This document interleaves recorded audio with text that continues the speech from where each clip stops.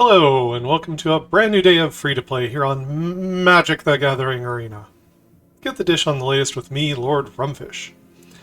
We're looking at red today from Lost Caverns of Ixalan, and you know what? I kind of like the look of it. I like a lot of what's going on with red. Let's just dive right in here. Dreadmaw's Ire. This is an uncommon for 1 red, it's an instant. You give an attacking creature, so you can't use it on blocks. +2/+2, it gains trample, and if it hits, which is easier to do with the trample, no combat damage to a player, so not if you attacked a planeswalker, but I get it. If you have to kill a planeswalker, you gotta kill a planeswalker. You destroy target artifact that player controls.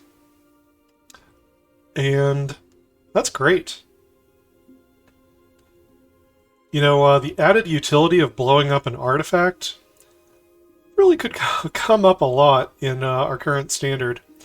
Enchantments are just everywhere, but I find that the artifacts are so good in this set that artifacts are showing up just everywhere as well. So, you can use this as a pump spell. You can also use it as a piece of utility. I kind of like it. Normally I don't care for pump spells, but in this case, with the artifact destruction, I would be curious to give it a try. Goblin Tomb Raider says we have a Goblin Pirate. It's a 1/2 common for 1 red.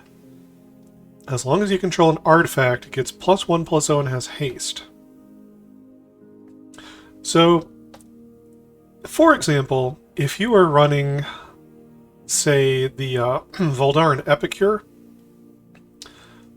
where it puts out a blood token, pings the opponent for a point of damage, then as soon as you've played that card, this card is a 2/2 with haste for 1 red. Or you could run the equipment, the Rabbit Battery from Kamigawa. It's a 1/1 with haste. You can equip it to something that gives it +1/+1 and haste? I think so. Those would be great cards to pair with this to make this effectively a 2/2 with haste for 1 red, which is a heck of a deal. Incredibly aggressive. You must, you gotta commit some slots to having artifacts, but if you do, yeah, this would go right into an aggro deck. Tectonic Hazard. So we have basically a functional reprint here. So in the Festivities is a 1 red sorcery, deals 1 damage to each opponent and each creature and planeswalker they control. Tectonic Hazard doesn't hit planeswalkers.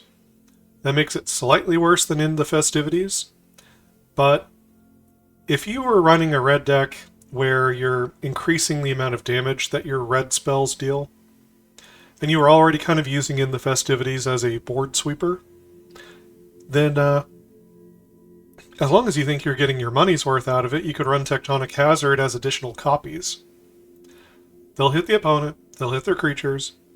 Just, if they have planeswalkers, then hopefully you'll draw the in the Festivities first. I'd run all 4 of it before I'd run any copies of this. But it's, it's an option. You can double up. Triumphant Chomp. Sorry, I just love the word chomp. 1 red, sorcery, uncommon. Deals damage to target creature equal to 2. So you always deal at least 2. Or the greatest power among dinosaurs you control, whichever is greater. Now, you're only going to run this if you've got dinosaurs in your deck. But that being said, it's better than a fight spell. Has maybe some of the same weaknesses as a fight spell, if they get rid of, your greatest power dinosaur. But I've seen this in play across the table from me. It's very strong. It's just a little narrow. So, I wouldn't run out and make this one of your first crafts for the toolbox. But if you know you're going to do a dinosaur deck, some number of this should probably be in it. A Braid is a reprint. Congratulations, you do not have to craft it if you already own it. You should check and see if you do. It's a good card, though. Belligerent Yearling. You could certainly do worse in an aggro deck that's not even dinosaur-focused. A 3-2 with Trample for 2 mana is quite aggressive. You know, if you played Kumano Faces Kakazan and you played this on turn 2, yeah, your opponent has more of a window to respond with removal. But if they don't remove it, then you've got a 4-3 Trampler that you played on turn 2 with that extra counter from the Kumano. And of course, in a dinosaur deck, this can easily come out swinging for 6 damage on turn 3 with the right green dinosaurs in your deck. So, it's very dangerous, and it's not a bad deal on its own. Enterprising Scallywag. It's a 2-2 Goblin Pirate. It's an uncommon for 2. At the beginning of your end step, if you descended this turn, create a treasure token.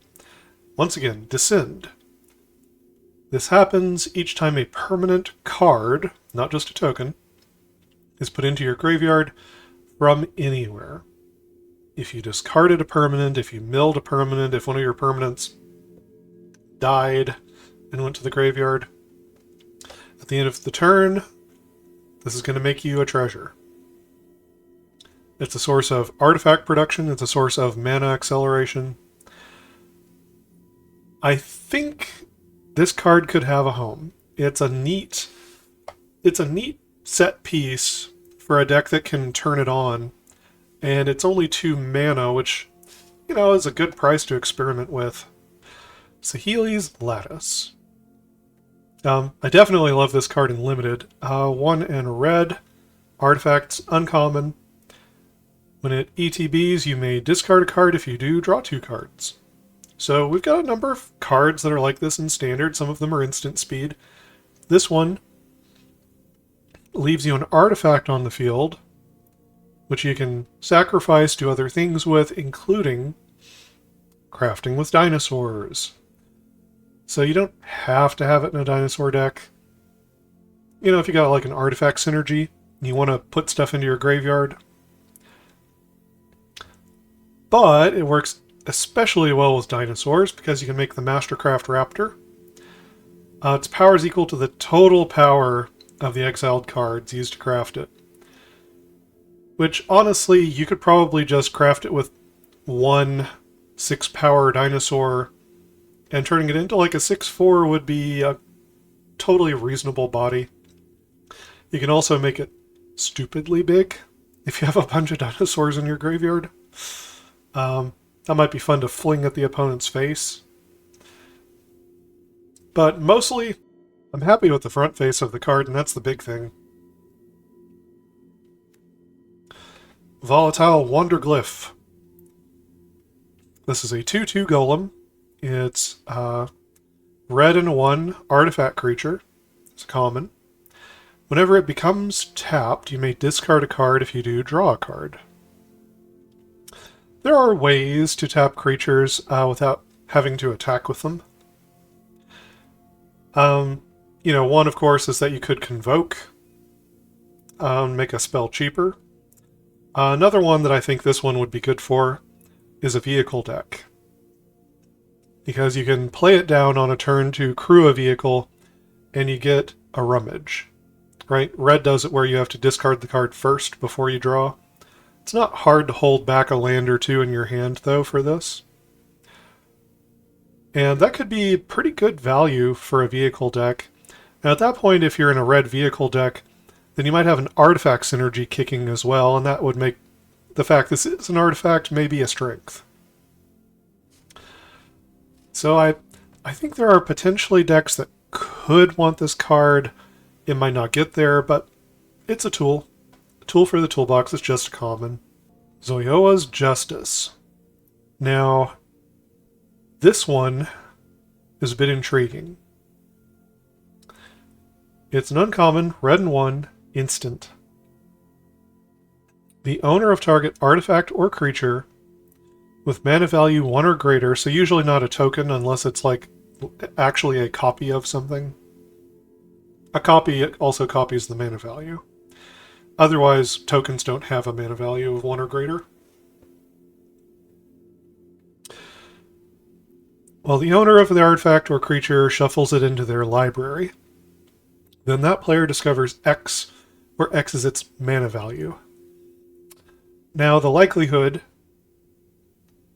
is if you target something of the opponent's, obviously you can disrupt their combat step. Right, they are swinging in with Atraxa, they shuffle it into their library, and maybe they hit something for 7, or maybe they hit like a removal spell or a ramp piece or something instead. It's very likely that the Discover will hit something of lower mana value. So, probably is of use against the opponent, but in a really weird way. You can use Zoyoa's Justice on yourself. And that's where this card gets kind of funky. So there's a piece of white removal, sort of, that exiles something, and if it was the opponent's, it costs 2 colorless more to play it, but you can also play it on something of yours and cast it from exile. And Zoyoa's Justice, in a really weird way, is a little bit like that white card, where you can do sort of a strange kind of a tempo play against the opponent, you know, maybe giving them something of much lesser value than what they were coming in with. Or maybe you can use it to save something of yours and still get a Discover trigger off of it. And I think the case where you have a deck that wants to use this more, you know, on your own things, more proactively, to discover them into other things and shuffle them back into your deck, that's interesting. And used in that way, it might be worthwhile. You can blank the opponent's removal spell or board sweeper. I mean, maybe not a board sweeper. Maybe you discover into something that then gets hit by the board sweeper. But if it's just like a point removal spell, then yeah, you can respond with Zoyoa's Justice and kind of save your thing and get something else in the meantime. You're not always going to get a good hit off of Discover, but that card can go into your hand if you don't want to cast it for free. So it at least draws you a card if that's the case. I think this card might be better than it looks. It's just that most people who play red decks probably are more inclined to play like aggro and such. But I think in some weird color combinations with red, this could be an interesting card for a more mid-range mill or ramp kind of strategy. Idol of the Deep King. So, I won't lie to you, this isn't like the best card or whatever. It's common, it's an artifact, red and 2 colorless, it has flash, and when it ETBs, it deals 2 damage to any target. So, it can ping the opponent's planeswalker, it can take out one of their little creatures, can even burn their face. And sometime later down the line, you can craft with artifact for red and 2, so artifact that's in your graveyard or in play, turns into sovereigns, Makwahuitl?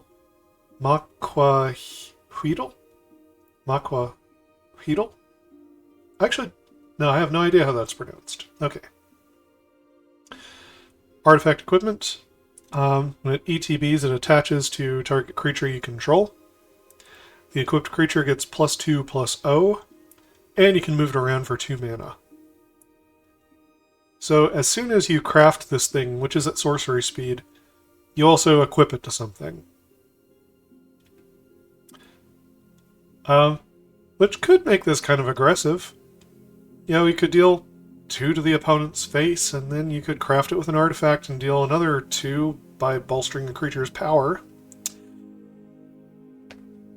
The other interesting thing about this card is it's a permanent. And if you have some kind of a deck that wants permanents that are also like answer cards that function in the way that an instant or sorcery normally would, then this could be a card for a deck like that. Plundering Pirate. Red and 2. 3/2 Orc Pirate. It's a common. When this enters the battlefield, create a treasure token. So, this is not nearly as good as a green creature that came from Streets of New Capenna, which I believe was a 3/3 with Vigilance and Trample that made a treasure token. Clearly that card is superior to this card, but that card's green. So this card's red. Is it possible that red wants this card? Maybe. There are probably easier, better ways to get treasure tokens. It's a relatively aggressive creature. It's also helping to ramp you. It's putting out artifacts. If you have a very filled out collection, this card might get cut from your deck, but if you're kind of in the early days of Arena, then yeah, this could definitely serve a role for a variety of decks for you.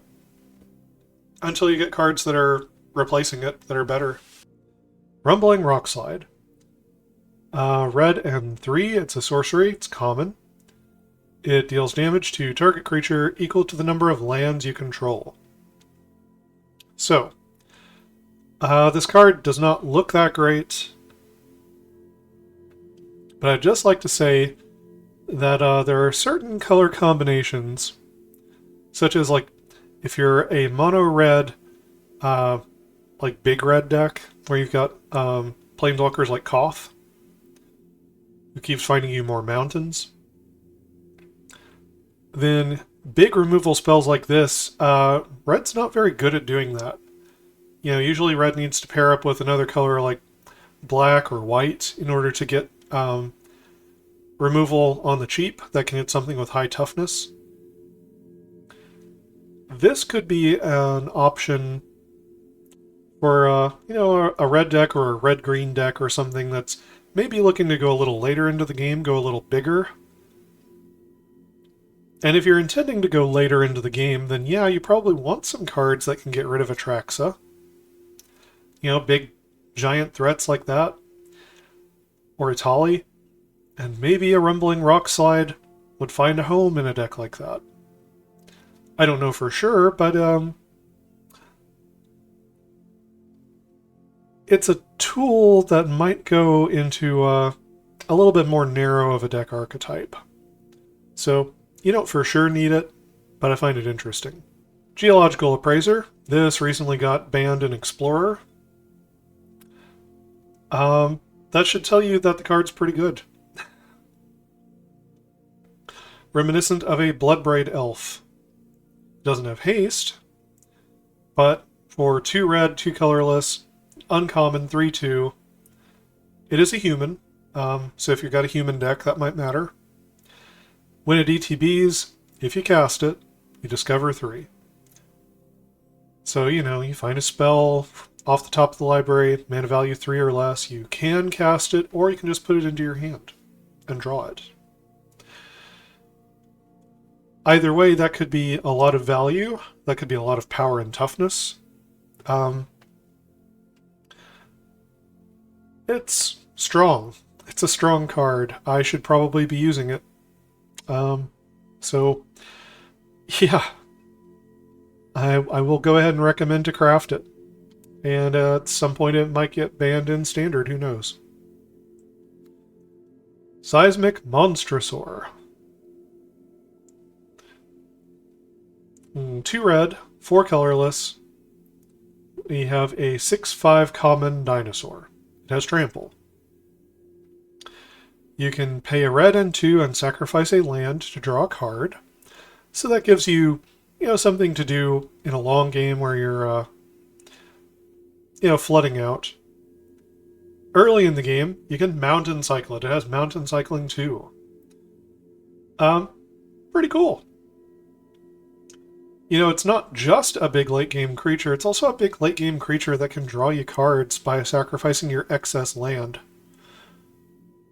Early in the game, it can find you your crucial land. I kind of like it. Doesn't look bad to me at all. Okay. That goes through the commons and uncommons. Time to craft a few cards. Alright, on to the rares and mythics. Dire Flail.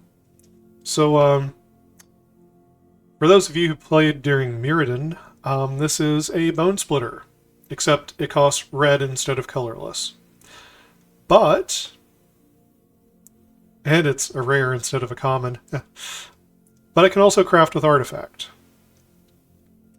So if you got 5 mana laying around, and an Artifact in your graveyard, or in play, then this can flip into Dire Blunderbuss.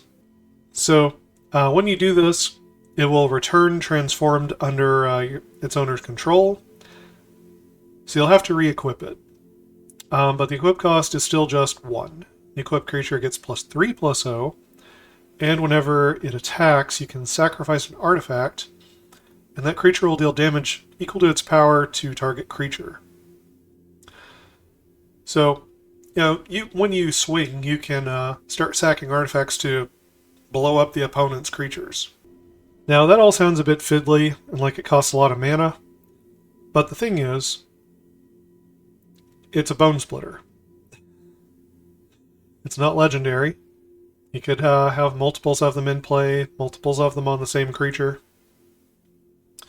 Each one that you do gives +2 power and only costs 1 mana to move around and equip onto a new thing.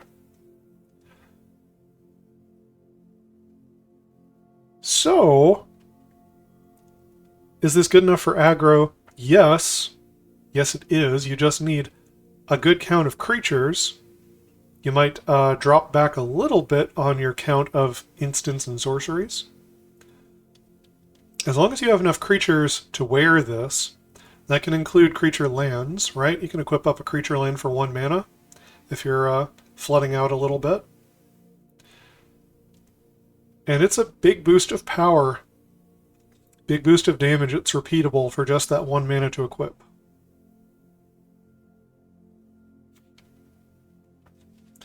Inti, Senescal of the Sun. Red and 1. It's a 2/2. Legendary creature, Human Knight. It's a rare. Whenever you attack, you may discard a card. When you do, put a +1/+1 counter on target attacking creature. It gains trample. That's pretty nice. You get to turn excess cards into power, toughness, and trample damage right now. And that could size up a creature to where it can attack where maybe it could not have before. Whenever you discard 1 or more cards, exile the top card of your library. You may play that card until your next end step. So you're not even necessarily losing card advantage in the process of turning this card on, because if you can play the cards that you're exiling, that's replacing the cards you're discarding. This card looks very strong. Looks very good. Especially in a low-curve aggro deck that can very easily get out some 1- and 2-drop stuff after combat. Brass's Tunnel Grinder, legendary artifact, red and 2 colorless, rare. When this ETBs, you discard any number of cards, then draw that many cards +1. So, it's like a Tolarian Winds kind of effect. You get to reset your hand. It can do a bunch of good work for you. Fills up the graveyard. Beginning of your end step, if you descended this turn, which, on the turn you play it, as long as you discarded a permanent, then you descended, put a boar counter on this. And if there are 3 or more boar counters on it, you remove them and transform it. It turns into Tekutlan, the Searing Rift. It's a legendary cave. Taps for a red. And whenever you cast a permanent spell using mana produced by this, you discover X, where X is that spell's mana value, and that's ridiculous. That's just nuts. It's a bit of effort to turn this on. You know, you could call it a do-nothing artifact in the meantime, but not that hard to turn on, and it did do something for you the turn that you played it. It didn't impact the board that turn, but it sure impacted your hand and your graveyard. It's a neat tool in the toolbox. Seems like there's a wide variety of decks that could find this effect handy. So, it's up to you. It's legendary, so you don't necessarily have to craft a bunch of copies of it. You can just stick one into a deck that wants this kind of effect, and see if you can turn it on. Breaches, Eager Pillager. This is a legendary goblin pirate. It's a 3/3 for 3. It's rare. It has First Strike, which 3/3 with First Strike's a pretty good body. Whenever a pirate you control attacks, which would include itself, but as long as you have other pirates on the table, you could get this right away. Choose one that hasn't been chosen this turn. So if you have multiple pirates attacking, you could trigger it multiple times. Create a treasure token. That's good. Target creature can't block this turn. That's good. You could just end the game quickly. Exile the top card of your library. You may play it this turn. All of these are good. It's asking you to have pirates. Although, since it is a pirate itself, if you can stand the thought of waiting to get back to your turn again, then if Breaches survives, yeah, he'll trigger that himself. Seems pretty good. Oher Achanil, Deepest Might. I don't know if I said that right. 2 red, 2 colorless. Legendary Creature God. Is a mythic rare, 4/4 trampler for 4. If a red source you control would deal an amount of non-combat damage, has to be damage, less than this creature's power to an opponent, the source deals damage equal to its power instead. So basically, if a red source would ping the opponent for 1, that's not combat, it's going to be 4 instead. Anything less than 4 is going to be 4, and if you bolster its power, it's more than that. When it dies, it comes back tapped and transformed as the Temple of Power, which is a land that's not legendary, makes red. You can pay 3 and tap and transform it back into Oher.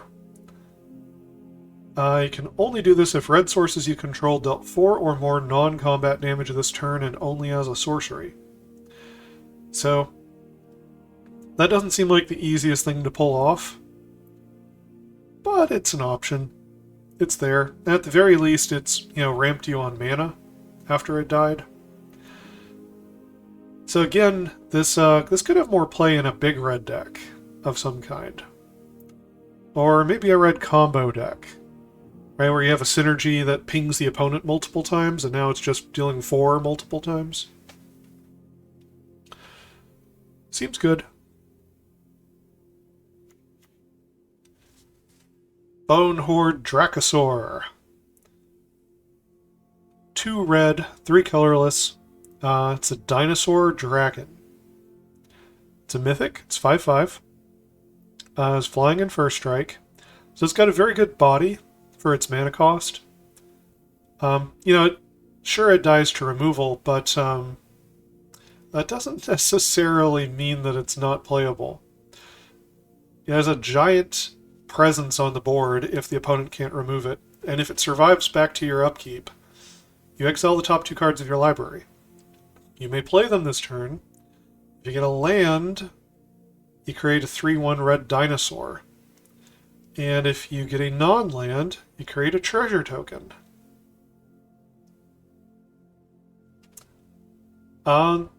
This card can just run away with the game if you're not able to deal with it.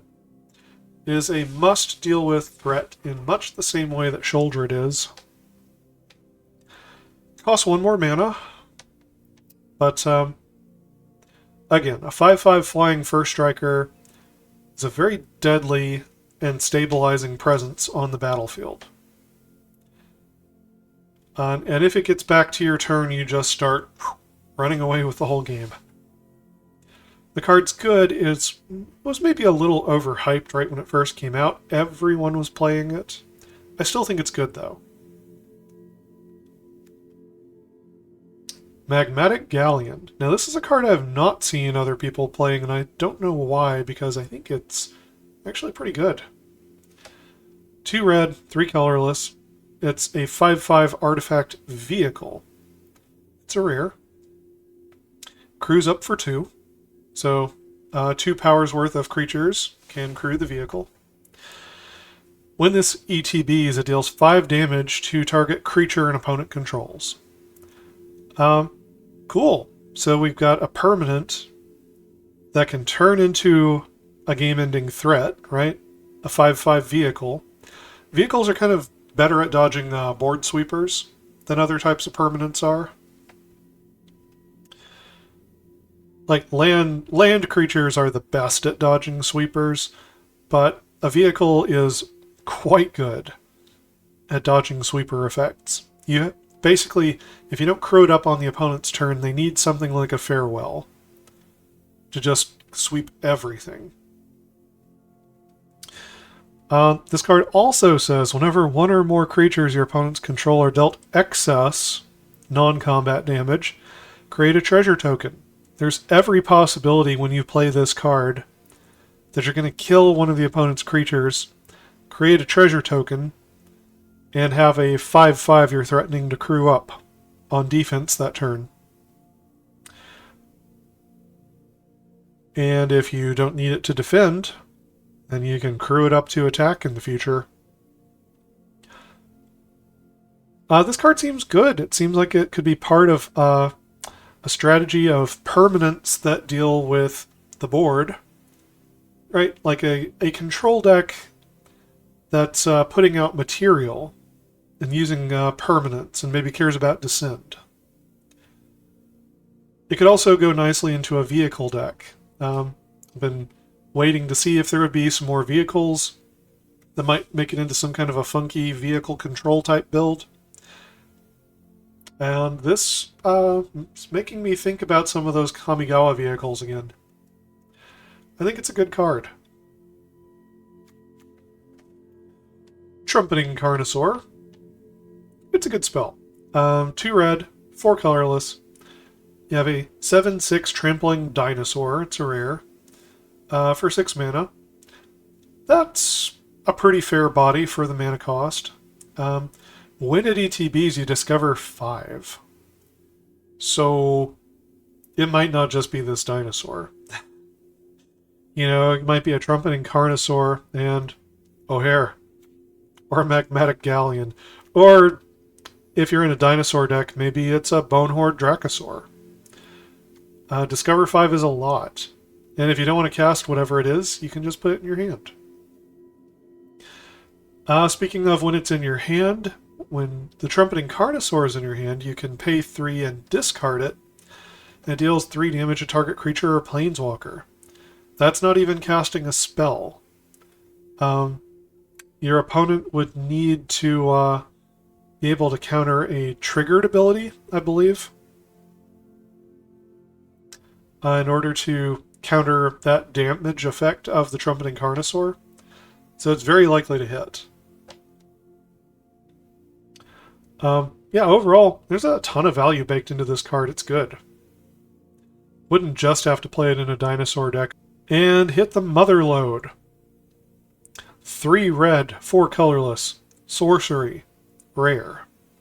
Discover 10.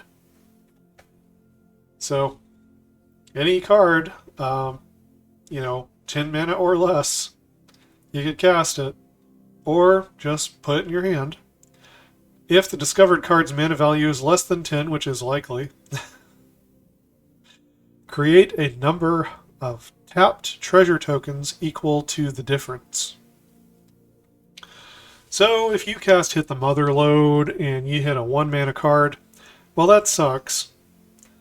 But you can cast the 1 mana card for free, and you get 9 tapped treasure tokens. And that's a lot.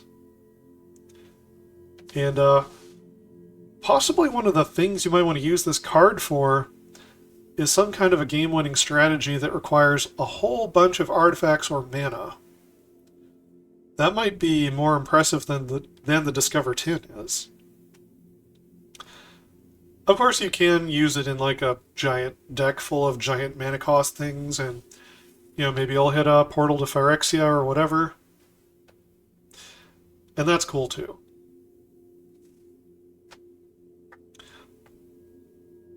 I don't know if this card has a home exactly, but it seems like fun.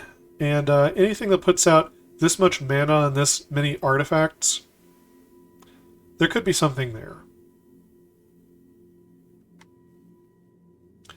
Alright, it's time to craft some cards.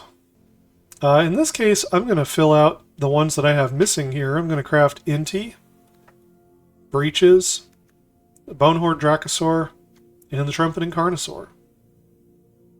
I like just about all of the red rares and mythics in this set. I think they're all pretty cool. So yeah, I'm going to do 3 rares and 1 mythic here. Craft them up. And that'll do it for this episode. Join me next time when I go into my favorite color of green. And after that, we'll talk about multicolor. So, please do the YouTube stuff, like, subscribe, check out my other videos. And never stop honing your critical thinking and empathy.